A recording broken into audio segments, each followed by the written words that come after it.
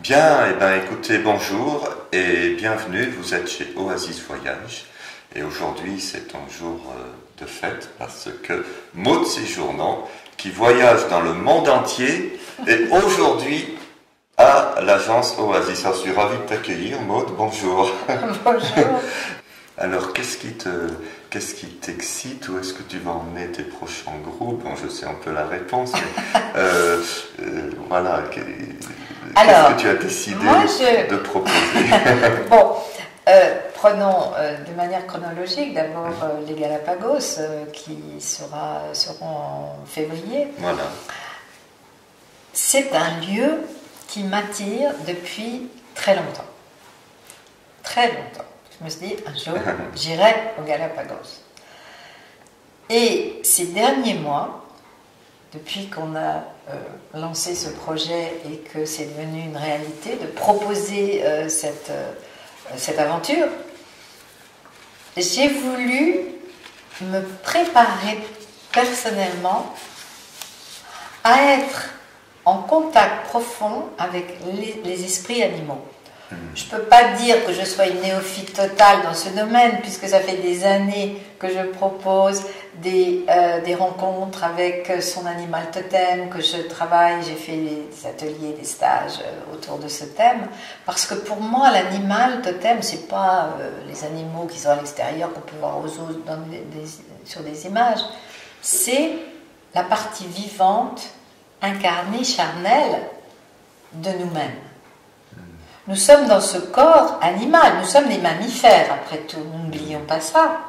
Nous mettons bas, comme les grands mammifères, et nous avons 99,5% de gènes similaires aux grands singes, par exemple.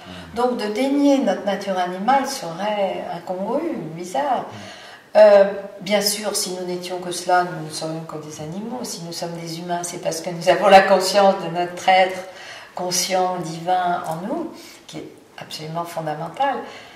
Et c'est en faisant cette alliance entre notre moi divin, une ouverture profonde justement au ciel, le soleil qui est au-dessus de nous, et à cet aspect qui vient de la terre, des minéraux.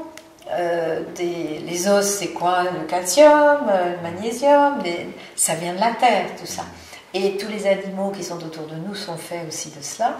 Et de reconnaître, d'aimer, d'embrasser cette partie animale.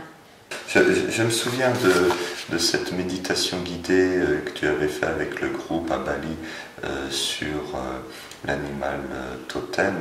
Et j'avais été... je me suis dit, qu'est-ce qui va se passer? Il y avait une certaine crispation. Et puis, je me souviens que c'était tellement doux ta manière de nous accompagner, de nous amener très progressivement à la rencontre de cet animal totem. J'en garde un très délicat souvenir. Et du coup, ça fait une expérience très très profonde. C'est pas quelque chose qu'offre.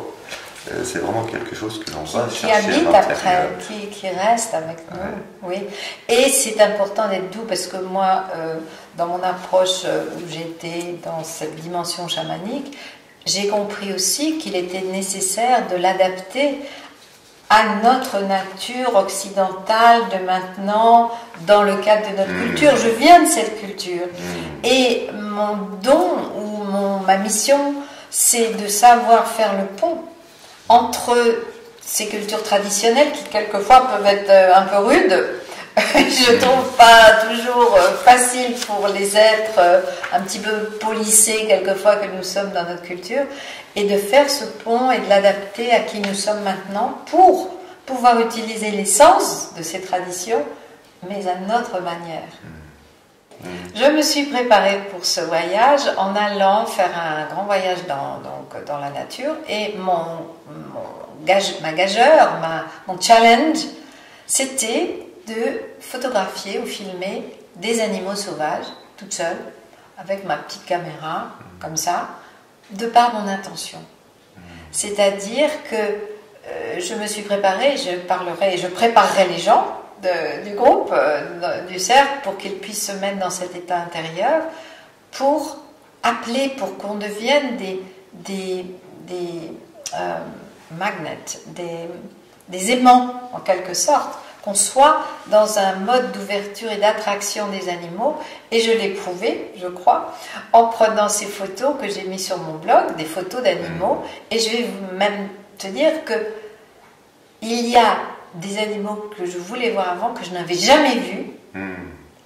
Je ne pensais jamais les voir. Et là, de par cette intention et de ce travail intérieur que j'ai fait, eh bien, je les ai vus, je les ai mis sur les blogs et on peut en regarder depuis des bisons, des antilopes, des élans, des marmottes, des aigles, des éléphants de mer et plus tard des baleines, etc.